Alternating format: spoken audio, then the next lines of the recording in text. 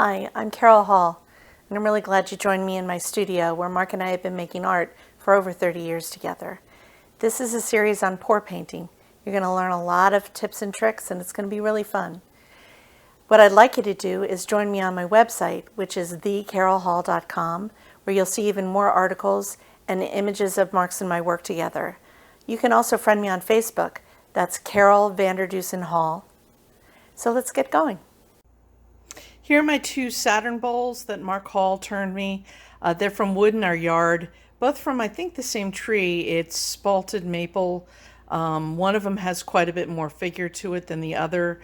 I think that's because he had it spend a little time with the cut end in the mud, soaking up some minerals. This one has kind of a nice little foot that keeps it from being as dancy as this one, which is a round bowl. And I love these because they're just so nice to play with and fidget. I'm going to be doing pour paintings on both of these. First step will be to tape up the areas that I don't want the paint to get on and to mix all the paint. But I'll be showing you the whole process. Some people would say that this beautiful spalted one in the front is too pretty to paint. We don't say that in my studio. Nothing is too pretty to paint. I started painting cast-offs a number of years ago and was grateful to get what I could get. But now I really appreciate the opportunity to paint something that's really a fine piece and take it to another level. Okay, here I am blocking off the center portion. I want the center of these pieces to be natural wood. Some would cut that out on the lathe after the pour, but you have the chance of the paint tearing then, and so I just like to make a circle out of cardboard. You could use a compass. In this case, I basically found a round thing that was a similar size, and I knew I had to make it slightly bigger than this and traced it. Then I'm using painter's tape that I'm gonna go not quite to the exact edge because there's going to be a layer of paint there and I don't want to have to cut that tape out. And then I'm making little slits in the tape, and you can see how that makes it really easy for it to roll over nicely to tape that into place. This is frog tape. That's my preference. You may not know this, but the nice thing about frog tape, the green tape, is that they actually put a chemical on the top of it that makes the paint race away from the edges, so you get less bleed under the edges. Okay, so here are the two of them all taped up. I put the cardboard in the center so that I'm keeping the paint from spilling in there. These are going to be a little tricky because they have a little bit of a slope down toward the center, so there might be a lot of paint kind of puddling in there. I also taped the back of each one, the edges, so that it can't go any further with the dripping, and I can cut it off after it dries. And rather than wrapping the entire thing in tape, I just cut off a little bit of saran wrap and then taped one more course around that, so it's kind of got a total seal from getting any paint on the wood, and that way I don't have to do any after the pour reconnaissance to get things off that dripped. I also at the end, after I went all the way around the cardboard, I blocked off these strips going across this way. That way it can't run back under the tape this way to get, in this clearance. It's just like one more safeguard to make sure that at the end, when your pour's all done, you can just take off the tape and go, done, not, oh, I got to clean all this up. So tape is cheap, use a lot. Here's a whole group of the supplies that I'm going to be using. I'm not going to go too much into mixing. That is Mystic Mojo for a lot of people, and I'm certainly happy to talk to anyone about it. I am a cook, not a baker, and if you look at YouTube videos with this, there are people who measure out everything and make sure everything's really specific. I tend to go by feel, and happy accidents are not a bad thing. So you'll see I'm using a whole number of different kinds of acrylic. I buy whatever's cheap when stores are going out of sale or hobbyists decide that they are never going to paint again. I'm happy to buy their remainders. You're going to want lots of little cups, fresh water in, I like it in a squeeze bottle because it's easier to control. Glycerin and WD-40 are nice additives to add a little zhuzh and make large cells by the paint not wanting to combine with each other. Floetrol and white glue. I make a mixture of 1/3 glue to 2/3 Floetrol in that little squeeze bottle, which I think was a mustard or a ketchup bottle. And I like that because then I can just take that pre-mixed and squirt that into my acrylic paints to make a bunch of pre-mixed colors. Anytime I am going to do a pour, I look through the colors that I have, the jars that are, like a third full, and top them off with a little of this premix and then blend them all up. Okay, so we're going to do our dirty pour cup. I have a cup here and I'm going to layer some pre-mixed white. By pre-mixed, just so you remember what that is white acrylic paint that has been blended with Floetrol and white glue as a binder. The Floetrol makes it not have lines and bleed nicely, and the Floetrol is something that you buy at the hardware store. Then I'm going to blend some colors on it, and I'm just going to kind of drizzle them. This is just a acrylic paint from AC Moore. This is a really cool metallic that I bought at an art store that was going out of business. And this is another premix, and I'm just going to slowly drizzle these on with some white between, because I think the white gives them a nice breath. I tried to pick colors that I thought would complement each other and also tell an interesting color story. And I think about a half a cup of this is gonna cover this piece because it's not a huge amount of surface area. So you're just kind of going all Jackson Pollock on this cup. Some of these pieces are, some of these paints that are in the paper cups have a shot of WD-40 or glycerin added to them, a few drops of glycerin. And what that does is it's going to make some of the paint that doesn't have those additives in it be a little repellent, and it'll create some interesting cells and some discordance. Okay. I have a little bit of black pre-mixed. I'm going to add just a drizzle of that for some edging. And this is a gold metallic, which could be kind of interesting in the mix. Okay. You want to now take a tongue depressor or a popsicle stick and just give it ever so slight a blending. Don't get too crazy. Then we are going to take this, I'm going to add a smidge more red on the top just to kind of give it a shot of a really bright color. Then I'm going to put the wood piece on top of the cup, and I'm very quickly going to flip it and give it all a second to run to the bottom of the cup, and then pull the cup. Now this is going to be an interesting pour because the slant of this piece is in toward the center. So it's all going to try and race toward that center. And you can see it was important that I put that cellophane on the bottom because I'm going to plunk it right down in that right now. And we'll see how this comes out.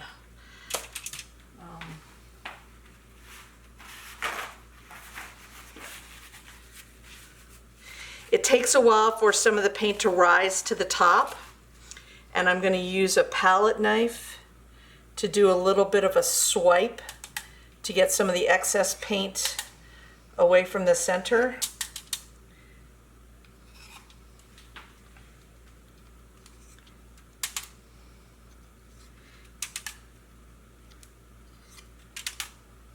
I like that red that I put in at the end. Gravity has a big effect on this, so if you don't like what's happening, give it a little twist.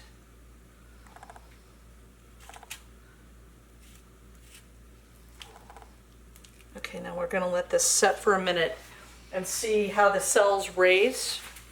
And I'm also gonna hit it with a brulee torch.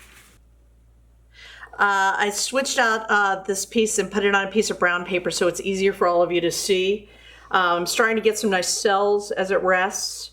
I'm wanting to take a little bit of a turkey baster and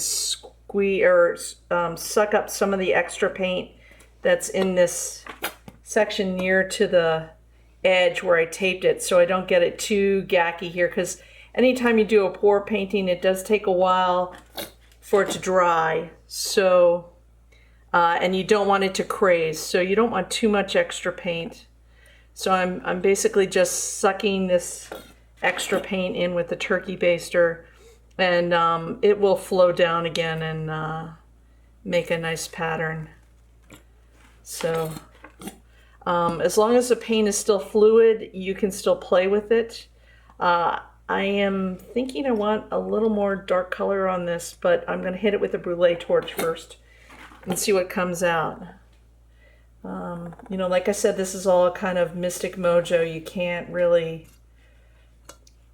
plan what you're going to get to the nth degree. So if you're really OCD, this is not the way to go. But if you like to make a cosmic mess and see what happens, then this is pretty cool. Okay, so we're going to take the brulee torch. I just bought this on Amazon. You can get one at Bed Bath & Beyond. And by adding a little heat, you're basically making, you're forcing that interaction between the paint that just has the Floetrol and the glue in it and the paint that has the glycerin or the oil in it. So you get these nice cells coming up. You don't want to get too hot. Like you see, I got a little hot on there and it kind of bubbled up. You just kind of want to toast it.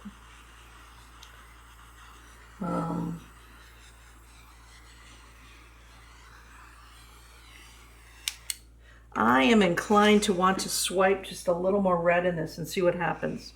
So I'm going to just take the tip of my palette knife and just swipe a smidge more red in it.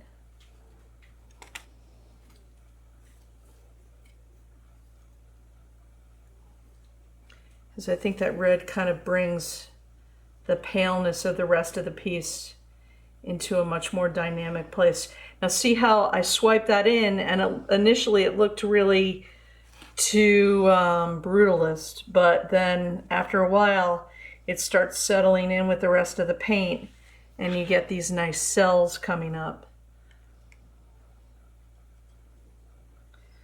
A lot of people are surprised that I like to do this because I hate to get paint on me. That's my my weird faux pas, is that I hate getting messy with paint. Okay, so I like that better. Again, I'm gonna suck up a little bit this here, and then I'm gonna do one more brulee hit. It's starting to set up. I like that cell that's coming in there. I'm gonna do a little painting after this is done on the piece. I don't find just the pores themselves necessarily get the edges that I want, and I like the transitions to be kind of accentuated with things like Gilders Paste, or maybe a little acrylic paint to get some highs and lows. So I'll show you the before and after before I get it. But okay, this is the second dirty pour I'm going to do. This is the one on the piece that is too pretty to paint, according to some people. And I'm going to make some changes and we'll see how it turns out. First thing I'm going to do, I'm going to add a WD-40 shot to my cup that I'm blending in. And that, I think, will give us a few more interesting cells. Okay, and I'm also going to start with a dark color. And we're just going to drizzle it all in the same way. As I said, these ones in the paper cups have the addition of either WD-40, a few, like a spray of it, or glycerin. The white is just a premix. Actually, all the other paints are just a premix of acrylic paint, with my special blend of Floetrol and glue as a binder to thin them out. I use pretty thin paints to begin with because I buy cheap paint. I buy it at AC Moore when it goes on sale. I love it when I see a yard sale where someone's thought that they were going to be the next Picasso and decides to sell all of the paint that they bought for not a lot of money. I was really lucky. There was a paint store going out of business in Lancaster where the Mid-Atlantic Wood Turning Symposium was, and I had the benefit of being able to buy a bunch of stuff from them. These metallics were from them. And I use them for another project, and then anytime something gets about a third down, I add that premix to it so that it's ready for the next pour. So we're going to try and do this one a little more dark and see how it comes out. But basically the same technique. I think I have plenty of paint there. I'm going to take a popsicle stick and I'm going to go to the left and through it a couple of different ways just to give it a little bit of a blending.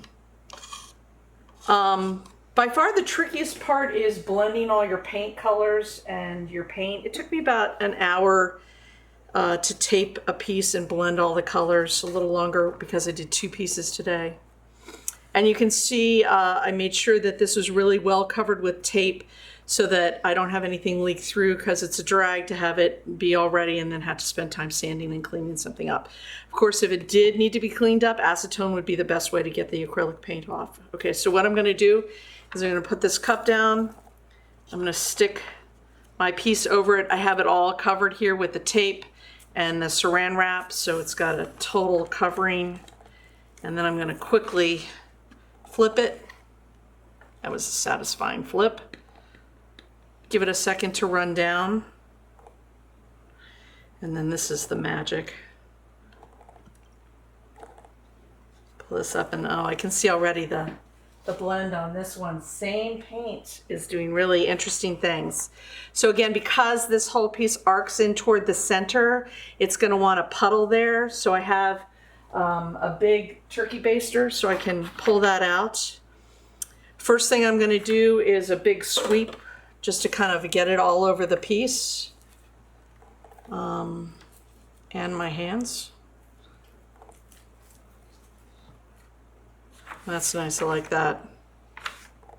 And you can already see the cells here coming up, and that is the action of the paint that has the additives that I told you about coming in and not wanting to blend with the paint that doesn't.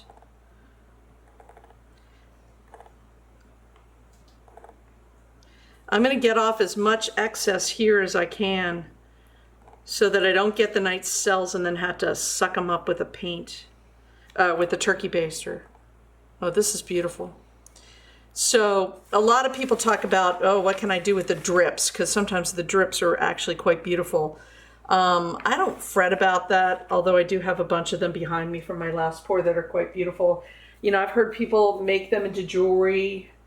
I've heard about people turning them into other paintings. For me, it's like one more thing that's kind of making me feel guilty. So I love to give them to other people. This is a brulee torch that I just bought on Amazon. You can get one at Bed Bath & Beyond. It costs $10 or $15. Make sure you get the one that has this button where you can turn it on and leave it on. Otherwise, your finger's going to be holding that button down the whole time.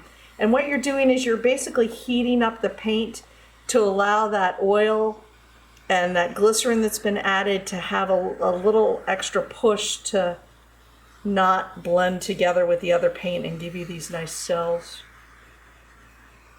I love the marbling that's happening on this one. This one's really nice. And some of that is that metallic paint. This actually looks kind of like a geode here, or an agate, and that's really nice. I think that's actually going to go with the spalting of the wood in a beautiful way.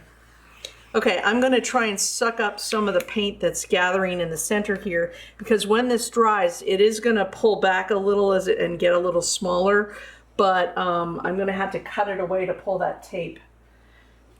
So I'm going to take a turkey baster and I'm basically going to suck up the excess tape, or the excess paint, and just squirt it onto my paper really gently. It's interesting how using the same colors but starting with a dark one and using less white in between made the story of this piece really so different than the other one. So, you know, sometimes they look like sisters when you're done, and sometimes they really don't talk to each other as much. I think this one's going to be really nice though. This red streak is very powerful. But also keep in mind, I mentioned this before, when it's dry, there's nothing that's keeping you from taking your paintbrush and adding a little more to it to kind of bump up some of your highs and lows. I do that in a delicate way, and I'll definitely show you all how I do that with Gilders Paste. And usually people can't even tell that I did anything, and it just allows me to, with my eye, kind of make it a little more pronounced, a little more chiaroscuro, dark to light. So this is a beautiful area for me here. I love areas that use opposite colors together. This red and green area is particularly nice because it's really nice when you put those colors together and it doesn't say Christmas. It says, I don't know, earthy, agate beauty. We've finished our pours, and we've taken all of the tape off and the plastic wrap that was on the back, and you can see that it did a really good job at keeping any paint from getting on the back of the bowls. These two pours are really vastly different, even though we use the same paints, but we layered them in very different orders in the cups. The first pour that we did came up really light with a beautiful marbling, and that red that I put in at the last minute I really think made it all pop. In the second pour, even though we used the same paints, because we did them in a different order, we got this beautiful metallic cell popping up and these great lines that I think reference agates or natural phenomenon, and also really goes so beautifully with the ambrosia maple. There's some things that you can do so you have transitions between the color and the wood, so you get a piece that looks completely thought out. I like to use Gilders Paste or Accent Paste, and this is my favorite brand.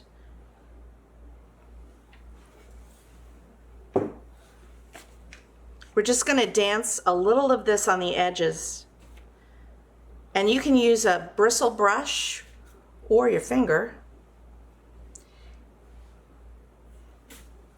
This Gilders Paste dries pretty quickly to touch, but you want to give it overnight before you put any finishes on it. I'm going to put a nice layer of polyacrylic on the colored portion of this, and what that will do is bump up the gloss and really make those colors pop. So you can see how that just little bit of gold kind of gives you a transition between what's going on with the colored edge and the rim of the bowl. Another thing you can do is consider your bottom. We say in the studio to always wrap your bottom. So I think just a little glimmer of gold on the bottom makes it seem as if you've really considered the whole piece. At the end, I'll put my signature there, so that'll kind of give that a nice framing, and it'll bring one of the elements from the front to the back.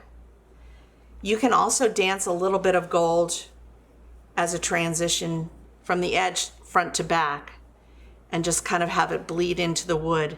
And when I do a final wax, they'll speak to each other a little better, but I think that gives you a reason to turn the piece over and be surprised with a little dance of color. This piece brings along different challenges because it has no foot, so there's nothing to decorate on the back.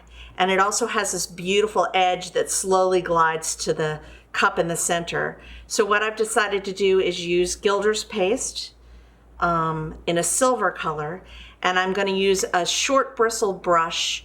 It has harder bristles, and the Gilders Paste can be kind of hard, but if you need to loosen it up, just a drop of mineral spirits will make it softer. And then I'm going to slowly dance the color darkly where the paint is and then glide it up so it goes to a nice smooth transition to the wood without being as dark. Now, of course, you can do whatever you choose, but I think that's going to be a nice transition from the paint to the wood. One of the things that I always do in the studio is I prepare myself for an end of day piece. And what that is something that uses all the materials that I have left at any point when I'm done and doesn't have any rules or restrictions. I allow myself to fail or make something really ugly, try a new technique. This piece used all the paint that was left over from my 2 pours, and I didn't really pay a lot of attention or limit myself on how I put it together. The goal was actually just to use up all the paint and see what happened. And I got some really, really nice cells here.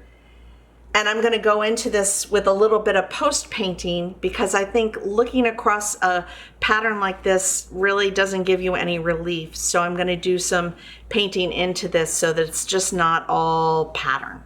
Here are 2 finished pieces.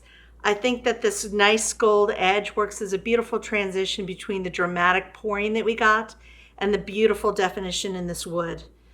Then this piece came out a lot more delicate, but using the same paint. And the silver edge is a really nice place to transition from that simple wood to this dramatic, splashy painting. That was fun. I'm really glad you joined me for this series.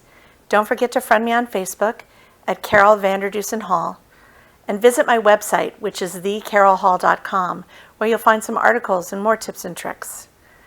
Hey, make some more art, and don't forget, all you had to do is do it.